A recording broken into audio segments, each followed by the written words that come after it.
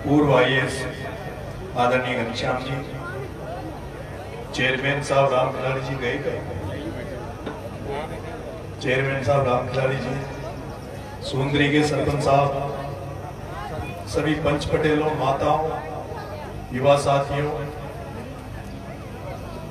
मेरे को भाई साहब बनवारी जी ने कहा कि हमने घर पे कार्यक्रम रखा, आपको आना है। वैसे तो अभी एक चुनाव निपटा है और उस चुनाव में मैंने बहुत मेहनत करी, लेकिन हमारे आशाओं के अनुसार परिणाम नहीं आया और उसके बाद मैंने निराश होकर और ये मन बना लिया था कि शायद राजनीति में मेरे लिए कोई जगह नहीं है। और बंटू भाई साहब से, के परिवार से मेरा पारिवारिक रिश्ता है, तो इन्होंने बुलाया तो मैं मना नहीं कर पाया और आपके बीच में आया हूं। सबसे पहले तो जो आदरणीय मैनेजर साहब परिवार ने जो पूर्वजों की याद में जो स्मृति के रूप में जो मूर्ति लगाई है, आज वो जहां कहीं भी हमारे पूर्वज होंगे, हम सबको आशीर्वाद दे रहे होंगे। अभी यहां बैठा था तो बार बार कह रहे थे कि कुछ तो बोलना पड़ेगा। मैंने कहा मेरे पास तो कोई शब्द ही नहीं है कि मैं बोलूं तो क्या बोलूं, क्योंकि मंच पर कोई कलाकार जब अपनी कला दिखाए तो उसके पास कोई कला का हुनर हो तो उसको दिखाए तो लोगों को अच्छा लगता है। कोई संत महात्मा बोले और अच्छी ज्ञान की बातें करे तो लोगों को सुनने में अच्छा लगता है।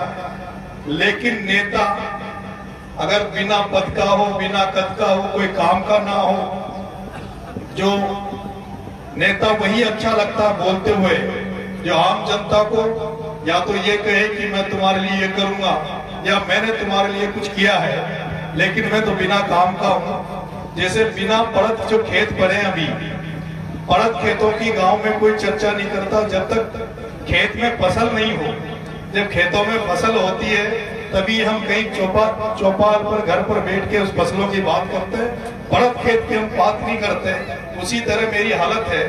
20-25 साल हो गए राजनीति में, खूब मेहनत भी करी, खूब भागदौड़ भी करी, लेकिन मिला कुछ है नहीं। और मैं जिस समाज में पैदा हुआ हूँ, मुझे दुख होता है कि मैं एक ऐसे समाज में पैदा हुआ हूँ जो मेहनत तो पूरी करवाना चाहता है। जब कहीं संकट हो, जब कहीं दिक्कत हो, कहीं जरूरत पड़े तो वो समाज ये कहता है कि हमारे साथ खड़ा रहे। और जब समाज के साथ खड़ा रहते हैं, समाज की बात करते हैं, तो पार्टी वाले बात करना छोड़ देते हैं। और जब समय आता है, कई बार देखा राजनीति में, जब समय आता है कहीं चुनाव लड़ने का, तो जब चुनाव लड़ने की सोचते हैं तो जब समाज के बीच में जाते हैं तो समाज कहता है कि भैया टिकट लेके आओ, बिना टिकट के पार नहीं पड़ेगी।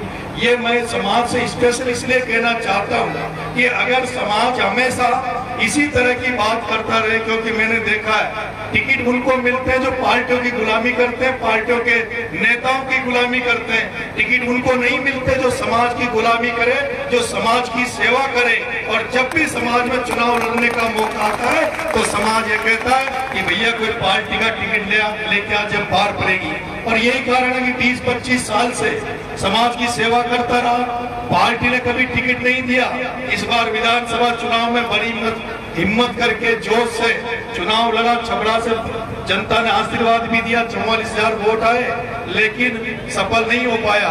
और अब इतनी ताकत शरीर में ताकत है, लेकिन आप सब जानते हो कि राजनीति में सक्सेस होने के लिए, राजनीति में आगे बढ़ने के लिए पैसा बहुत जरूरी है। अगर 12 से चल के आपके कार्यक्रम में भी आया हूँ तो 4-5 हजार रुपए का तो चुना लगी गया।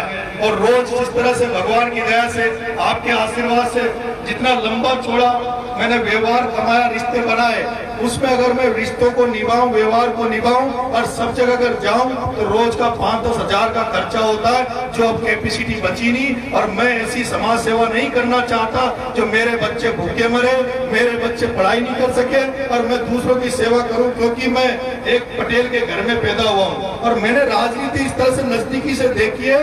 अगर आपके घर में तंत्र है, आपके बच्चों को पढ़ा लिखा कर आपने दिशा दे दी, घर को मजबूत रखा, तो दुनिया आपकी इज्जत करेगी। और अगर आपके घर वाले भूखे मर रहे हैं, घर में कपड़े पहनने के नहीं है, और दूसरों की समाज सेवा करते फिरो, तो लोग कहते हैं कि उसके तो घर में खाने के तो अन्न नहीं है, दूसरों की समाज सेवा कर रहा है। ऐसे में मैं इस राजनीति से निराश हो चुका हूँ, होपलेस हो चुका हूँ, और मैं समाज से निवेदन करने आया हूँ, समाज से निवेदन करता हूँ, सब लोगों को साथ लेके चलो।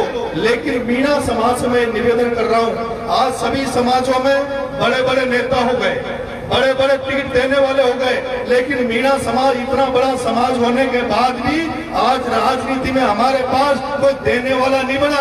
आज भी हमारे लोग एमएलए, एमपी, डायरेक्टर, जिला परिषद का टिकट मांगने के लिए दूसरों के दरवाजे पे धोखे देते रहते हैं, और जब उनको समाज की जरूरत पड़ती है तो उनके आकाओं से पूछते हैं कि मेरे आका, तूने मुझे टिकट दिया, तूने मुझे बनाया, तू कहे तो मैं समाज के बीच में जाऊं, तू कहे तो मैं समाज के बीच में नहीं जाऊं। और मैं कहना चाहता हूं, आज की तारीख में एक व्यक्ति को छोड़कर एक किरोड़ीलाल जी मीणा हो सकता है आपकी विचारधारा उनसे नहीं मिलती हो, वो अलग पार्टी में, हमें भी दुख होता है, वो एक ऐसी पार्टी में फंस गए जो उनको पार्टी उनको इसलिए दरकिनार करती है, उनको इसलिए दूर भगाती है क्योंकि वो आपकी सेवा करना चाहते हैं, और आपकी सेवा करने के कारण, समाज के बीच में रहने के कारण आज उनको ठोकरें खानी पड़ रही है। और दुर्भाग्य यह इतना हो गया कि आज वो इस्तीफा देने के लिए मजबूर हो गया।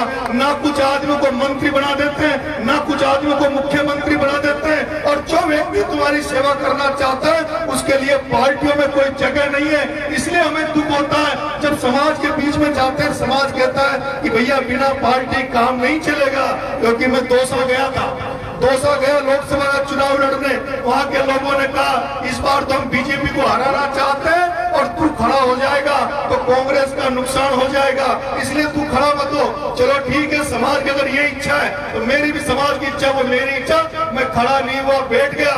लेकिन मैं आज गारंटी से कह रहा हूँ, समाज को सोचना चाहिए, समाज को समझना चाहिए कि देवली उनियारा की सीट खाली होगी, वहां भी उन्हीं लोगों को टिकट मिलेगा जो एमएलए, एमपी बनकर बैठे हैं। दौसा में उन्हीं को टिकट मिलेगा, उन्हीं के बच्चों को टिकट मिलेगा, उन्हीं के घर वालों को टिकट मिलेगा जो वहां बढ़ गए। तो फिर समाज में जो मेहनत कर रहे हैं, जो लड़के भागदौड़ कर रहे हैं, उनका क्या होगा?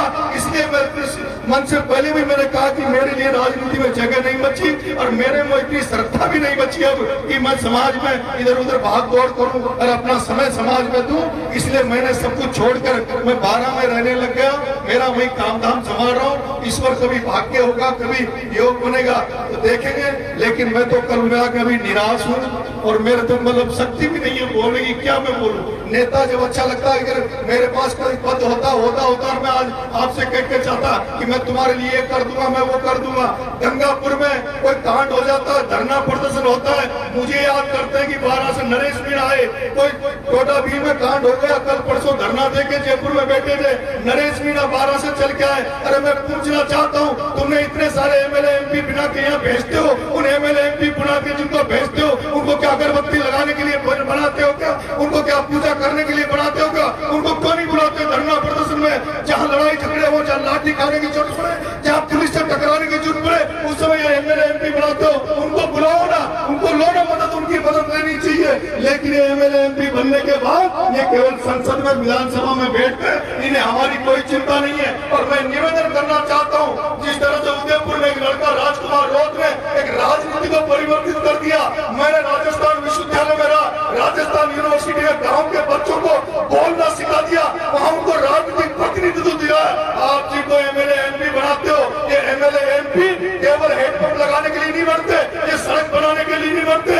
इनको एमएलए, एमपी राजा होता है, मुखिया होता है, वो मार्गदर्शक होता है, वो समाज में दिशा दे, समाज में नेतृत्व प्रदान करे, एक नई परिवर्तन की राजनीति पैदा करे। लेकिन मैं देख रहा हूँ वर्षों से यहाँ एमएलए, एमपी बनते जा रहे हैं, लेकिन कोई भी एमएलए, एमपी दिशा देने के लिए नहीं बना। कोई भी एमएलए, एमपी ये गाँव जाकर ये नहीं कर सकता कि संस्कृति को उभारो, पहनाव को सुधारो, खान पान को सुधारो। वो विधानसभा, लोकसभा में जाके अपने बजट को कुछ सरपंचों को बांट देंगे, सरपंचों का ग्रुप बना लेंगे, कोई ठेकेदारों का ग्रुप बना लेगा, कोई पीएचडी, पीडब्ल्यूडी के ठेकेदारों का ग्रुप बना लेगा। इसलिए मेरा आपसे निवेदन है, आप सब लोग मिलजुल कर रहे हैं, और भगवान की दया से इस एरिया में नौकरियां भी खूब है, आपके पास आमदनी भी खूब है, लेकिन आपके पास ऐसा कोई नेता नहीं है जो पूरे इलाके में कभी कोई संकट आ जाए तो उसकी रक्षा कर सके, सुरक्षा कर सके। इसलिए एमएलए एमपी रोज घर घर में बन जाएंगे, लेकिन नेता बनाओ।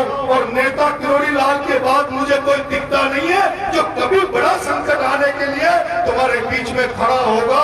इसलिए बहुत बहुत धन्यवाद, मेरा स्वागत किया, मेरा सत्कार किया, उसके लिए बहुत बहुत धन्यवाद। राम राम साहब, जय हिंद जय भारत। बहुत बहुत धन्यवाद भाई नरेश जी। आपकी पीड़ा, आपका दर्द सब लोग जानते हैं, नौजवान भी जानते हैं, और आपका साथ भी देने के लिए सब तैयार है। लेकिन कुछ परिस्थितियां ऐसी है और आपका समय जरूर आएगा। संघर्ष से ही आदमी आगे बढ़ता है। राजकुमार रोड भी संघर्ष करके आगे बढ़ा है, आप भी आगे बढ़ते रहो, निराश मत हो, सब युवा आपके साथ है। चलो फिर इसी के साथ भाई नरेश जी अपने बारह के लिए प्रदान कर रहे हैं, और हमारे सुंदरी की कन्हैया पार्टी से निवेदन है कि अपना कार्यक्रम को कंटिन्यू रखें। बहुत ही अच्छा सुंदरी की तरफ से प्रस्तुत किया जा रहा है कार्यक्रम।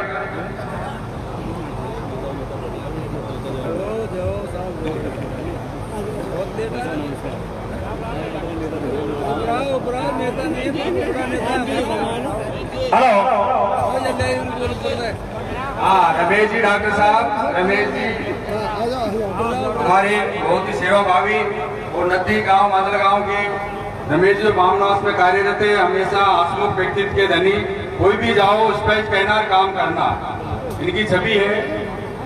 और हम पंच पटेलों से निवेदन है रमेश जी का स्वागत करें, अभिनंदन करें। बिल्कुल, देखो ये अपना मंच, अपना घर है। तो आप देखें तो चीता पर्सन नरेश मीणा जिन्होंने अपना उद्बोधन में